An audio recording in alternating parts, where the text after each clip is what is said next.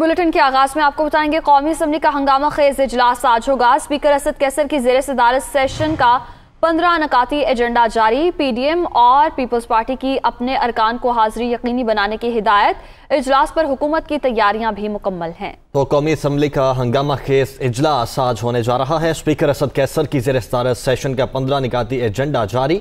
PDM और peoples party की अपने अरकान को हाजिरी यकीनी बनाने की हिदायत। इजलास पर हुकूमत की तैयारियां भी मुकम्मल हो चुकी हैं। तो कौमी असम्बली का हंगामा खेज इजलास कुछ ही देर बाद शुरू होगा। 11 बजे इजलास ने शुरू होना है। स्पीकर असद कैसर की ज़ेर सदारत सेशन का 15 निकाती एजेंडा भी जारी कर दिया गया है, जबकि पीडीएम और पीपल्स पार्टी ने अपने अरकान को हाजिरी यकीनी बनाने की हिदायत कर दी है। और अपोजिशन की वज़ीर आज़म के खिलाफ अदम एतमाद की तहरीक भी एजेंडे का हिस्सा है। इजाजत मिलने पर 152 मेंबरान तहरीक ऐवान में पेश करेंगे।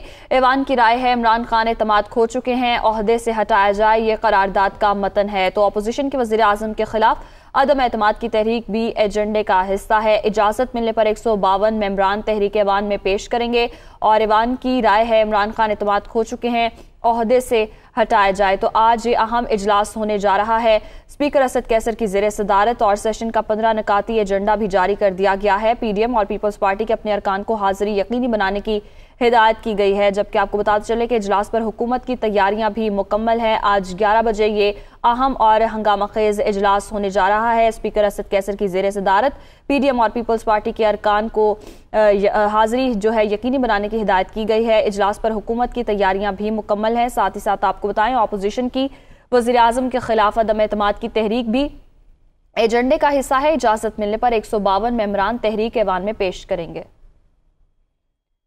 मुत्तहिदा अपोजिशन का पार्लिमानी इजलास कुछ देर बाद होगा। कौमी असम्बली इजलास के बारे में हिकमत अमली मुरतब की जाएगी। हुकूमत और स्पीकर के खिलाफ मुमकिन एहतजाज पर मुशावरत भी होगी। तो मुत्तहिदा अपोजिशन का पार्लिमानी इजलास भी कुछ देर बाद होगा।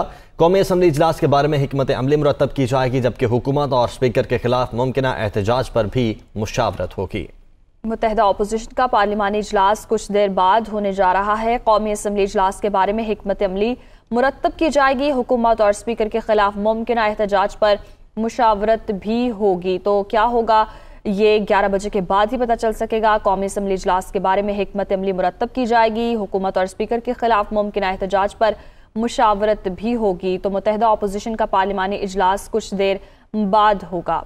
कौमी असम्बली इजलास के बारे में हिकमत अमली मुरतब की जाएगी। हुकूमत और स्पीकर के खिलाफ मुमकिन एहतजाज पर मुशावरत भी होगी। तो मुत्तहिदा अपोजिशन का पार्लिमानी इजलास भी कुछ देर बाद होगा। कौमी असम्बली का अहम इजलास आज कुछ देर में शुरू हो रहा है। अपोजिशन रहनुमा भी पार्लियामेंट में अपनी हिकमत अमली को हतमी शक्ल देने के लिए सर जोड़कर बैठे हैं।